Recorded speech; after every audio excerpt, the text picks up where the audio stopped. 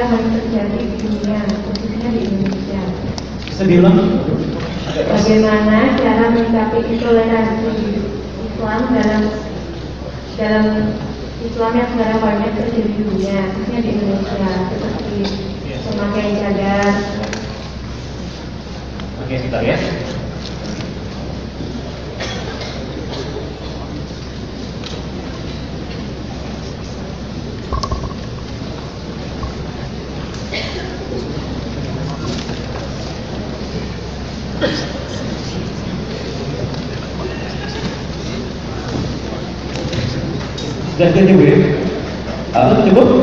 Let's do this. We're going to wrap up our program. I wanted to let the ladies have a chance. Then I'll have a closing statement. So we'll wrap up the question and answer now, and then we'll have a closing statement, and we'll be finished for tonight. Okay? Now, what I would like to tell you is your question is a very good question. How do we deal with intolerance of Islam? Whether it's niqab, whether it is the lehya, some countries made the men shave. I don't know if you know that. Some countries did not allow, Muslim countries did not allow the women to wear the hijab. Forget about France, I'm talking about Muslim countries that would jerk it off of a lady's head, all right? So what I'm saying is, how do we deal with it? But if Islam is true, which I think it is, then we should have an example from the time of Rasulullah sallallahu alaihi wasallam how to deal with intolerance. Did they experience, the people of his time, did they experience intolerance? Yes. They were driven out of their own homes into the desert to die for 2 years with sanctions against those poor people living out in the desert, those believers. You know that, right? So in this condition, you know that they had a whole lot worse than no niqab. True? True? It was horrible. So we do know that we have an example how to deal with it. Now, did those people following Muhammad sallallahu sneak into town at night and throw rocks at people or try to blow up their stuff? No, they didn't do that. They were learning subtle patience. Whatever people put on you that you can't get away from. Maybe, I worked in the prison system, okay? So when I would see a Muslim lady, she would like to have her hijab on, but she's in prison, and they said no. Oh, one sister from Turkey, she was very adamant, I want to wear my hijab.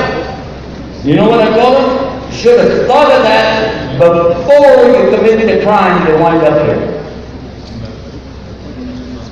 Because that is not oppression, that's reality. True or false?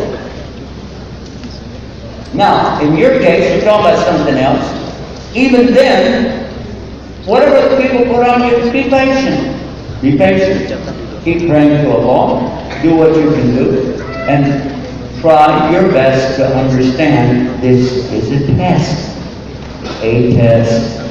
You will only be here a few more minutes, then you'll be in the ground. Just be patient. Keep asking Allah. Do what you can do legally, but don't make a problem for other Muslims because you think all of a sudden you're going to solve the problem by going out and doing weird stuff.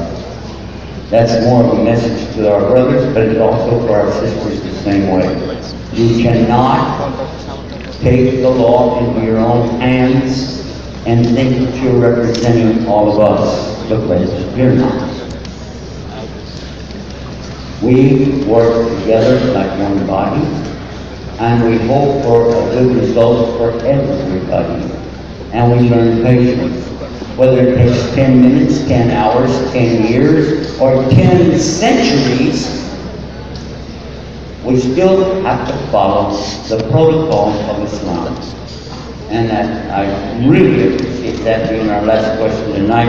I would like to ask, is there anybody here tonight who benefited from the program and you think, you know what, I really do want to serve my Lord on His terms.